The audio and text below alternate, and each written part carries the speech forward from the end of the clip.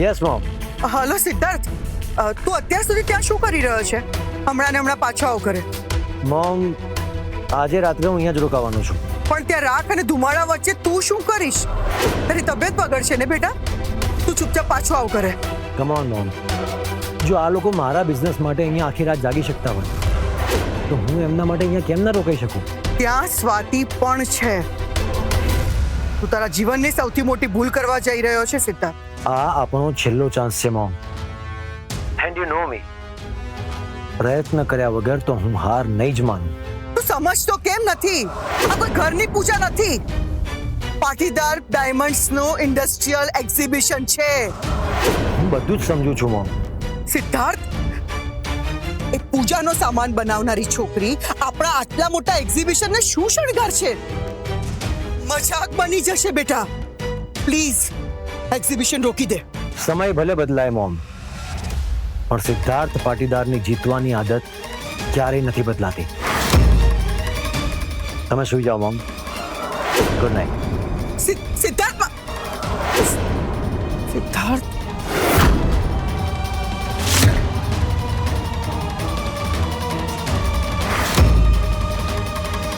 શું કહ્યું તમારા વાલ સોયા સિદ્ધાર્થે કે આજે રાત્રે ઘરે નહીં આવે, એમ જ ને? ના, એણે કહ્યું છે કે ત્યાં જ રોકાશે અને સ્વાતિની મદદ કરશે. મેં તો પહેલેથી જ કહ્યું હતું મોટા ભાભી, આ સ્વાતિ એવું જાદુ મંતર કરશે કે સિદ્ધાર્થ ઘરે આવવાનું જ ભૂલી જશે.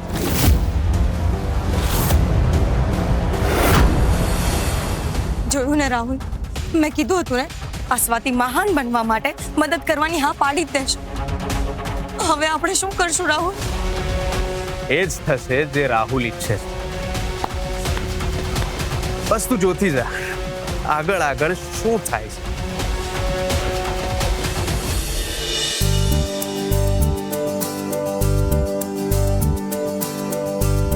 સંજય, તું બાકીનો સામાન લેતો આવ, આ બધું હું ગોઠવી દઉં છું. હા,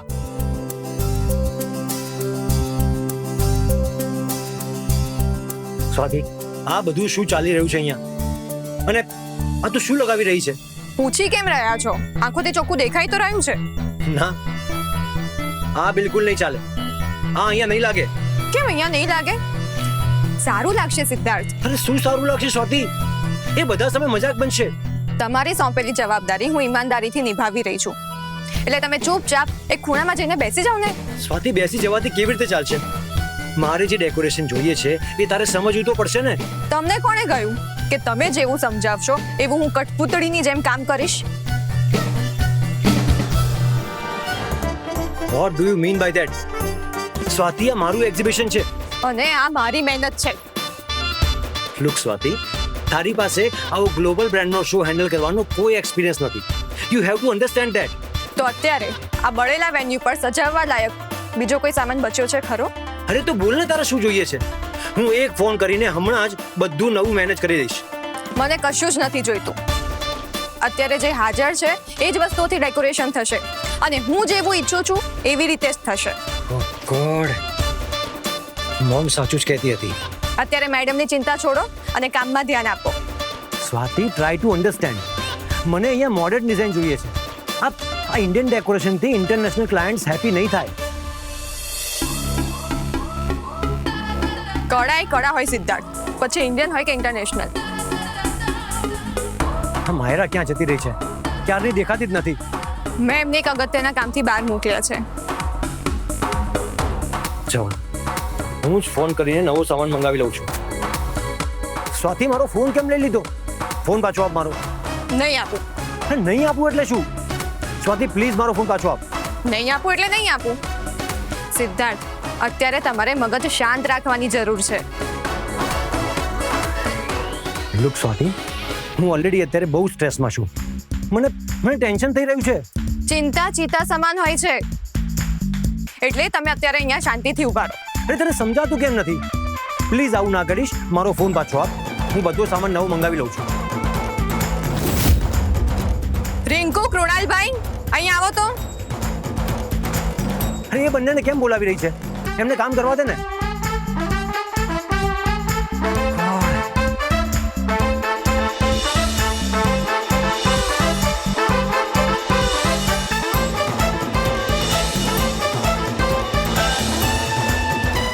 શું કહી રહી છે બંનેને? અરે મને તો કે.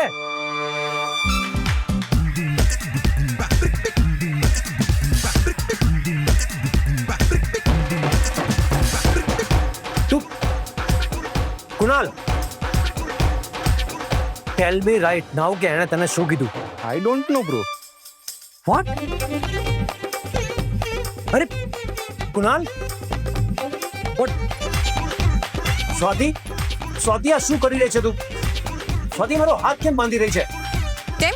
તમે મારો હાથ બાંધી શકો તો હું તમારા હાથ કેમ ના બાંધી શકું? લુક સ્વાતિ, મેં તારો હાથ બાંધવાનું કારણ હતું કારણ કે તું બહુ જિદ્દી છે, કોઈની વાત માનતી જ નથી, પોતાની મરજી પ્રમાણે જ કામ કરે છે.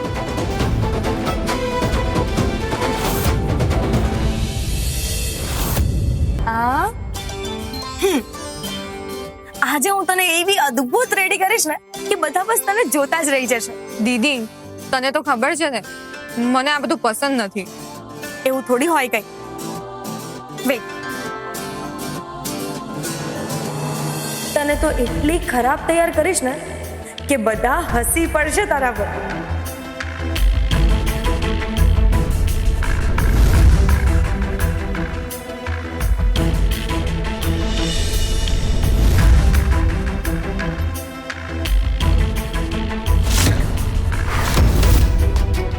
દીદી તું આ શું કરી રહી છે? તને મેકઅપ કરી રહી છું, બીજું શું? તો હવે ચૂપચાપ બેસ. દીદી હું કોઈ નાની બાળકી નથી. મારા પર શું શોભશે ને શું નહીં એની મને ખબર પડે છે. તને શું લાગ્યું હતું તું મને આમ જોકરની જેમ તૈયાર કરીશ અને મને કઈ સમજાશે નહીં? અરે હું તને શું કામ જોકા બનાવું? બસ કર હવે, મારે કોઈ મેકઅપ નથી કરવો. તું આ ઘરની મોટી વહુ છે એટલે હું તને રેડી કરી રહી છું. કઈ નહીં, છોડ. તારે મેકઅપ નથી કરવાનો. આ હિલ્સ તો પહેરી લે. ના, જે હું છું જ નહીં એવું મારે બનવું પણ નથી. અરે આના પર તો મારો કોઈ જ પ્લાન કામ નથી કરી રહ્યો. બધી જ વાતની ના પાડી દે છે આ તો. સ્વાતિ બેટા, મોટા ભાભીએ તારા માટે આ નેકલેસ મોકલ્યો છે. આ પહેરીને જ તું આજે બહાર આવજે. રૂપા લે, સ્વાતિને પહેરાવી દેજે. લાવ.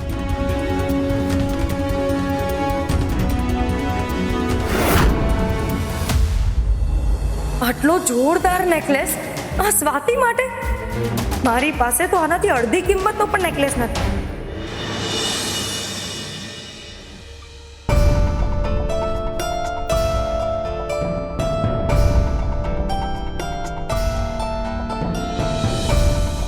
Sanjay, yes sir. તમે ખરેખર અદ્ભુત કામ કર્યું છે. હાલો તમારી ફી. અરે ના ના સર, આ અમાઉન્ટ બહુ મોટી છે, હું ના લઈ શકું. આ માત્ર આજના કામની ફી નથી. તો એક્ઝિબિશનમાં આગ લાગ્યા પછી જે રીતે તમે લોકોએ મારી હેલ્પ કરી હતી એના માટે હું આટલું તો ચોક્કસ કરી શકું. જુઓ સર, સ્વાતિબેન મારા સગા બેન સમાન છે અને સગા બેનની આબરૂ બચાવવાના અમે પૈસા ના લઈએ સર. પણ મારી નજરમાં મહેનતની કિંમત સૌથી મોટી છે. તમે પ્લીઝ મને આજના ઘરના ડેકોરેશનના પૈસા આપો, વધારાનું કંઈ નહીં. ઠીક છે, જેવી તમારી ઈચ્છા.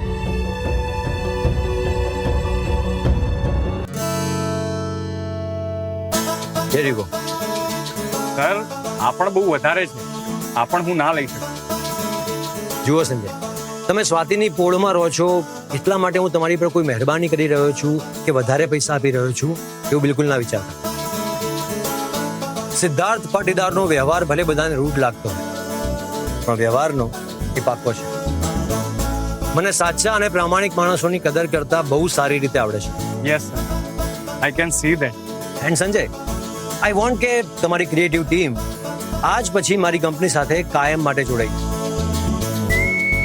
અમારી કંપનીની આવનારી બધી જ મોટી ઇવેન્ટની જવાબદારી તમે લોકો સંભાળો એવો મારો આગ્રહ છે. આ તો મારી ટીમ માટે બહુ મોટી ઓપોર્ચ્યુનિટી છે. તમે નેક્સ્ટ વીકમાં કમ્ફર્ટેબલ ટાઈમ લઈને મારી ઓફિસ પર આવી જાઓ. આપણે વિગતવાર બધી ચર્ચા કરી લઈએ. આપનો ખૂબ ખૂબ આભાર સર. અરે પગે લાગીને મને શરમમાં ના નાખશો. એન્ડ વેઇટ,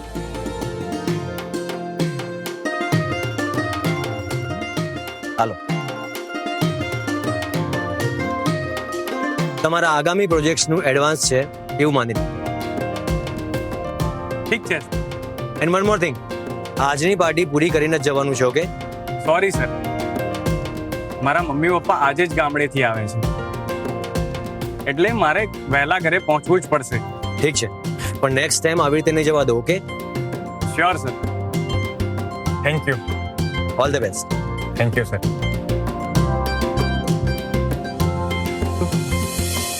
આ માણસ બહારથી ગમે તેટલો પથ્થર કે અહંકારી કેમ ના દેખાતો હોય, પણ એમનું હૃદય ગંગા જેવું એકદમ પવિત્ર અને સાફ છે. સંસ્કાર ફક્ત વાતોમાં નથી હોતા, એ આજે સિદ્ધાર્થે સાબિત કરી દીધું. જ્યારે મારું કામ જ પૂરું ના થયું હોય તો મારા પૈસા મને પાછા જોઈએ.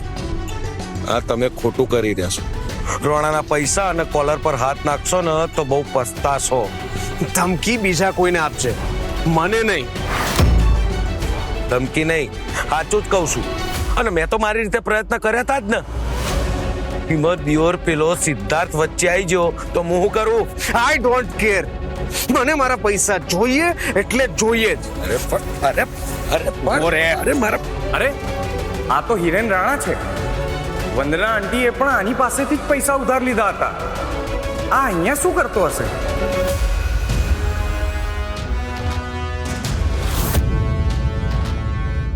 ચાલ ફૂટ અહીંથી. રોણાનો ફૂટ કીધું છે ને તે. બહુ જલ્દી આ રોણો તને ફૂટબોલની જેમ ગોથા કાતો ના કરી દે ને તો મારું નામ હિરેન રોણા નહીં. ઘરમાં ખૂટે નાણા એટલે યાદ આવે હિરેન રાણા.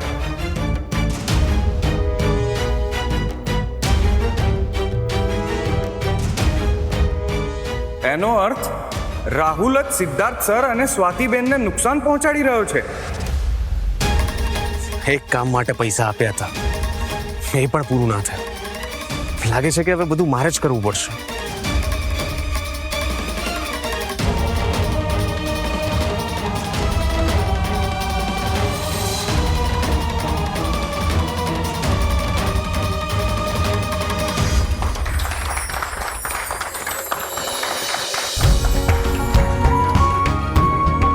સિદ્ધાર્થ કેમ એકલો ઊભો છે?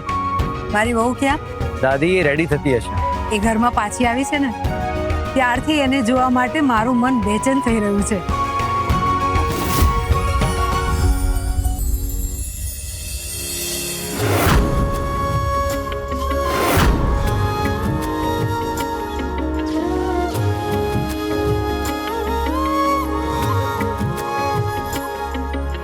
सूरज अथमी कोरनो